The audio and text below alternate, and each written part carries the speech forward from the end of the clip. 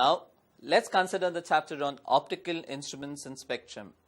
When we talk about spectrum, it means it is the splitting up of color into its constituent colors, wherein we say that when a polychromatic ray of light, polychromatic, the word is indicative. Polychroma in the sense, a light that constitutes large number of colors in it. Chroma is wavelength.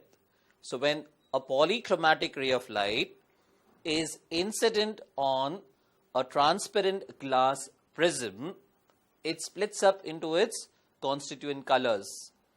So the band of colors that is obtained is called as spectrum. So we are going to study about this part of it also.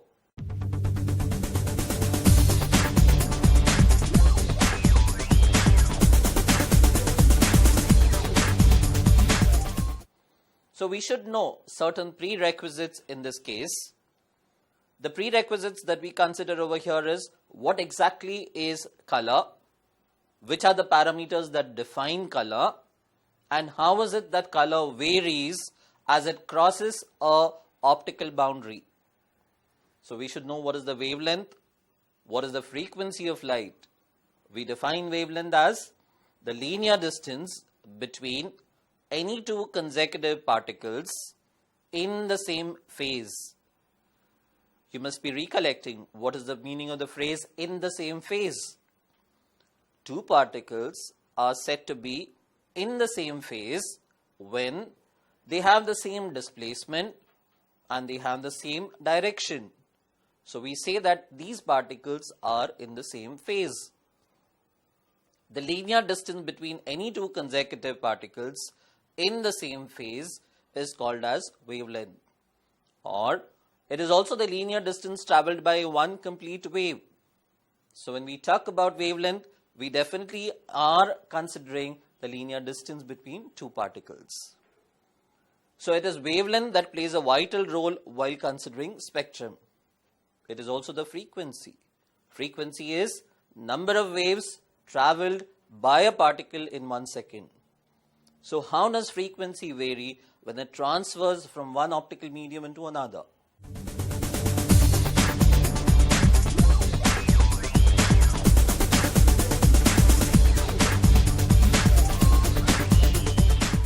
Let's consider basic concepts that are involved in this particular chapter.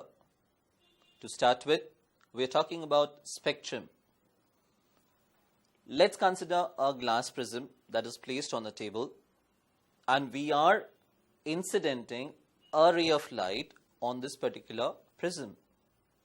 When a single ray of polychromatic light is incident on a glass prism, we see that at the first phase, which is called as the dispersing phase, the light is splitting up into its constituent colors. We are considering this polychromatic ray of light as sunlight.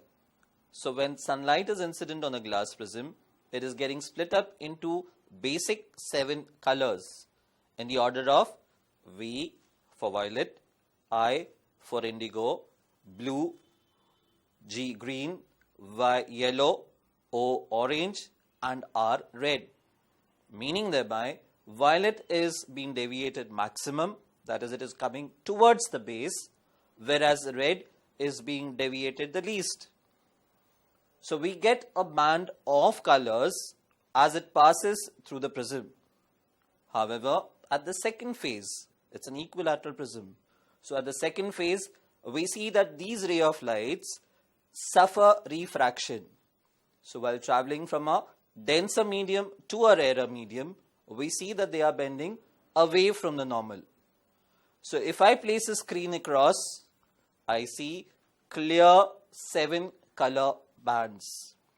When I see clear distinguished 7 color bands, I say it is pure spectrum. However, if these colors merge with each other, we call such type of spectrum as impure spectrum.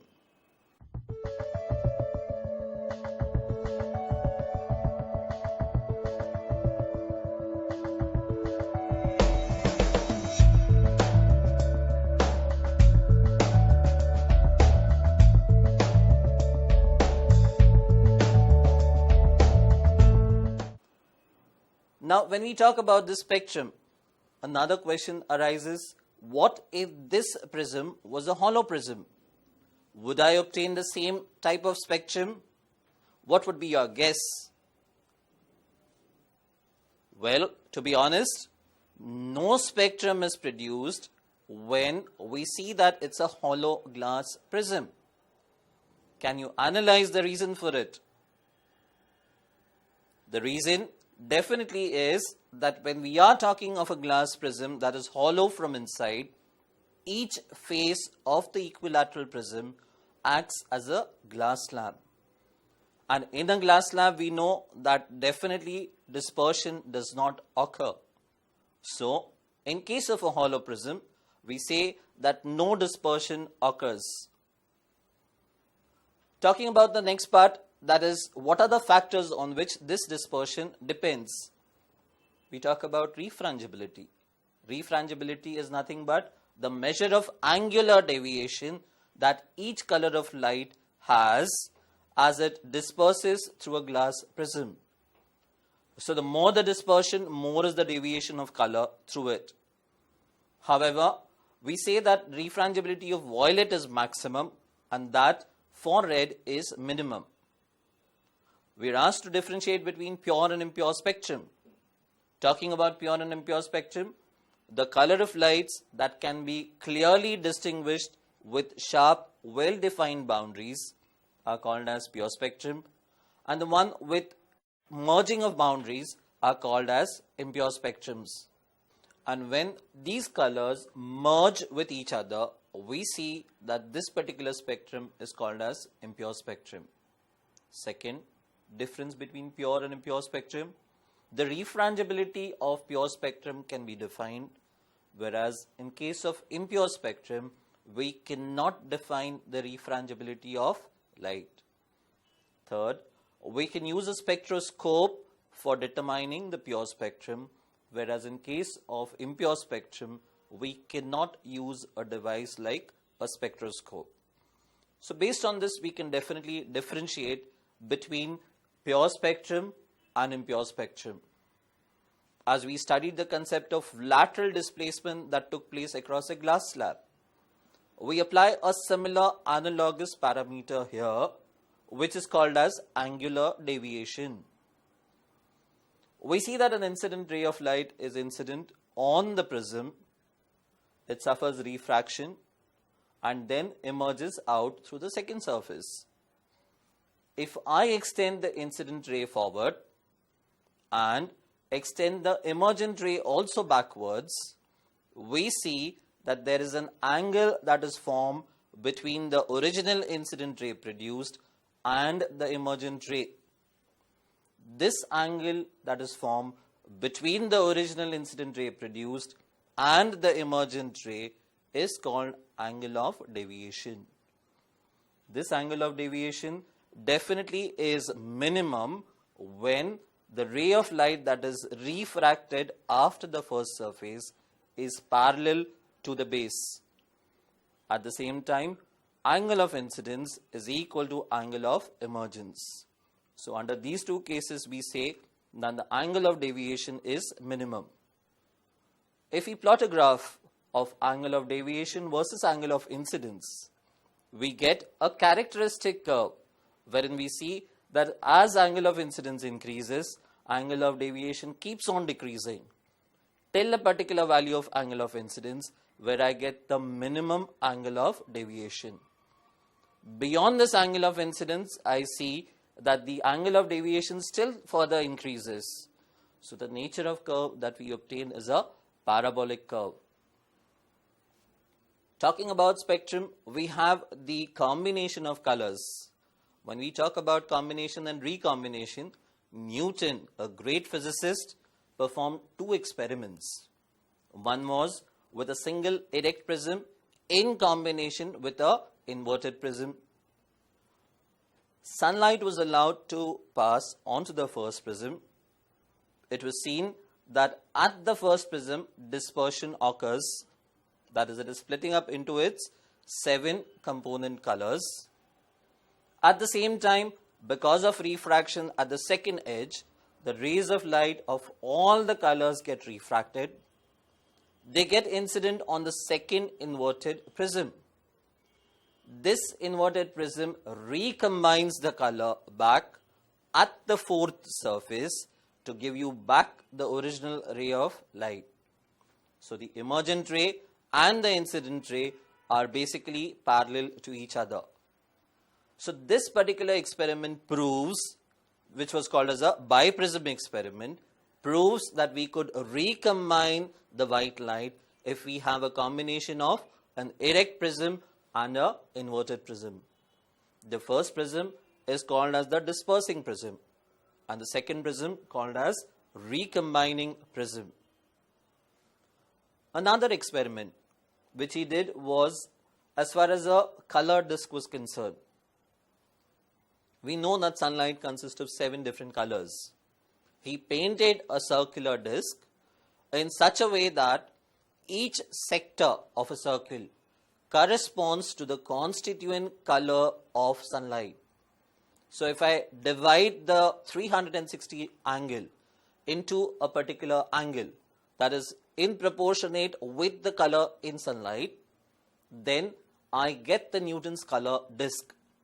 So I see that Vibgyor is separated into 7 colors in proportion to which it is present in sunlight.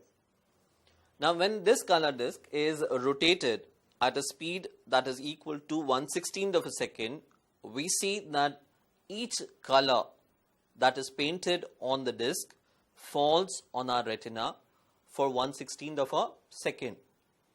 So in a way it is mixing of all these 7 colors on the retina. And what is retina of an eye? Retina of an eye is nothing but similar to a screen. So when all these colors fall on the retina of the eye, we see that there is an apparent mixing of colors.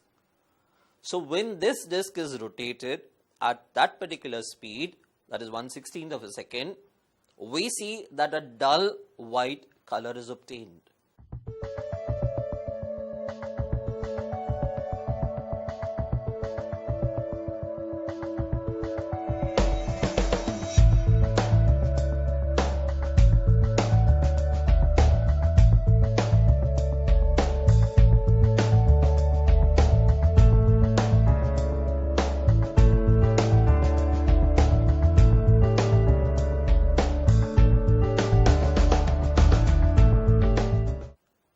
An obvious question comes across, why is it that dull white color is obtained? When sunlight is pure white, why is it that we should obtain a dull white color? Answer is also very obvious. Sunlight not only constitutes of VIBGYOR, but also constitutes of infrared and ultraviolet rays. In fact, Vibgyor is only the visible part of solar spectrum. You have 2 other components, that is ultraviolet and infrared, that constitute the entire solar spectrum. So because this Newton disk is devoid of such components of IR and UV, we see the appearance of the disk dull white.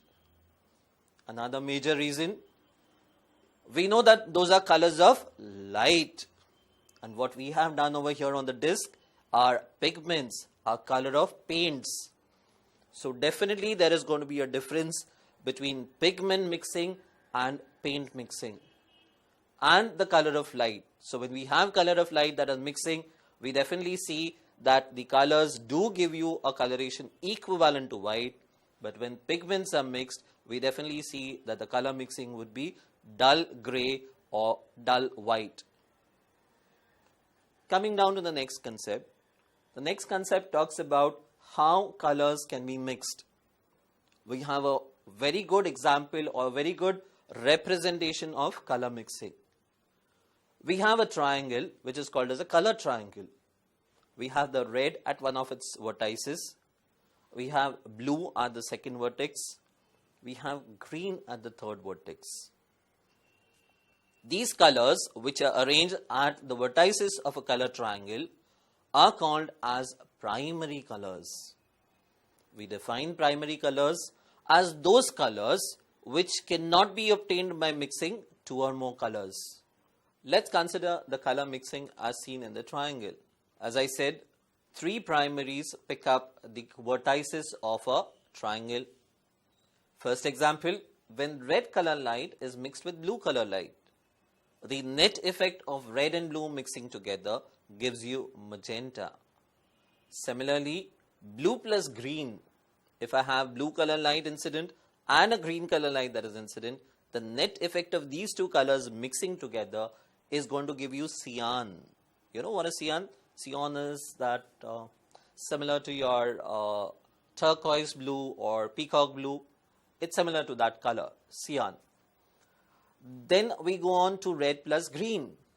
Red plus green obviously should be a different color, but here you see it is yellow. Yellow is the color where majority of the students are going to make a mistake. Red plus green, they'll write some other color, but this is not color mixing, that means pigment mixing.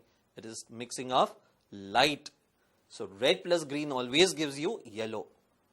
So these colors that are obtained by mixing two or more primary colors are called as secondary colors.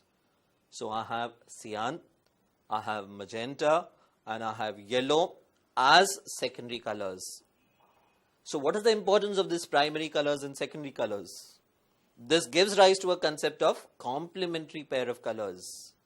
We define complementary pair of colors as a primary color when mixed with its corresponding secondary color gives you white. They have to be mixed in a particular proportion. So again, reverting back to the triangle, if I look at red, which is the corresponding secondary color it has? Cyan. Red plus cyan will give you white. Similarly, at the other end, if I have blue, what is the complementary color for it? Blue plus yellow will give you white. Similarly, green plus magenta will give you white. So when we talk about this, definitely one primary and one secondary combine to give you white line. You've seen different pairs of colors, red plus cyan, blue plus yellow, green plus magenta. We have a large number of applications that are based on this. Just to give you a few. You must have seen your washerman coming across at your house doorstep and washing the clothes. At times we see that the fabric, because of years of usage, gets converted into a yellow fabric. This yellow fabric, when is being washed, has to be turned to white. Again, reverting back to your color triangle. Which color, when added to yellow, is going to give you white? Complementary pair of color. Yellow plus blue, that is primary, will give you white.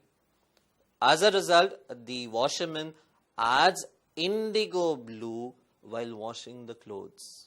So a simple answer to this is, since blue plus yellow gives white, hence the washerman adds indigo blue to the wash and then sees that it is converted into white fabric. Secondly, let's talk about certain celestial objects also. It's a very good question which keeps you stargazing. Have you seen a full moon night, all of you? Definitely you must have. When we talk about a full moon night, you must have seen the color of moon. It is yellowish white. But the same moon on the following early morning hours, we see is bright white. Can you give me the reason for this? So when blue light gets scattered in the early morning hours, we see that this blue light is incident on the yellowish color of moon. As a result, this blue plus yellow results in bright white. So we see that moon appears bright white during early morning hours and yellowish cream during late night hours. So we see that basically color mixing gives you a large applications in day-to-day life also. Another interesting example. All of you must have seen a football match. We have one team that is having yellow t-shirts and black trousers. We have another team that is having white t-shirt and blue trousers.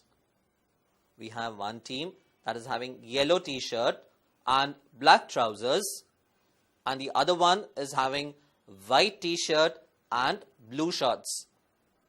Now, a simple question here. If I ask both the teams to play in yellow light, if I ask both the teams to play in yellow light, the referee has a difficulty in finding out which team the participant belongs. Why? The answer is simple.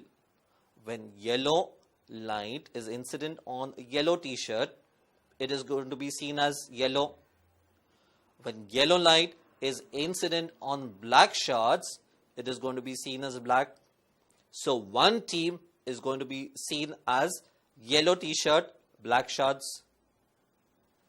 Look at the second team. We have white t-shirt and blue shorts. When white t-shirt is incident with yellow light, what happens? The white t-shirt is seen as yellow. Similarly, the blue shorts is incident with yellow light, also seen as black. So the second team also appears to look as yellow t-shirt and black shorts. So it is very difficult for the referee to discriminate between the two teams. Doesn't it sound interesting? So colors do play a vital role in our day-to-day life. Let's consider what are the uses of ultraviolet ray. In order to consider the uses of ultraviolet ray, first one, to stimulate the production of vitamin D in the body. So ultraviolet rays definitely help in producing vitamin D in our body. Second one, in detecting fake currencies. So if I have any fake currency note that is brought across, I can use UV rays to determine its authenticity. In detecting adulteration in ghee. So definitely if the ghee that I have purchased from the market is adulterated, meaning thereby there is some mixture or a component of impurity in it, I definitely can detect that part of it.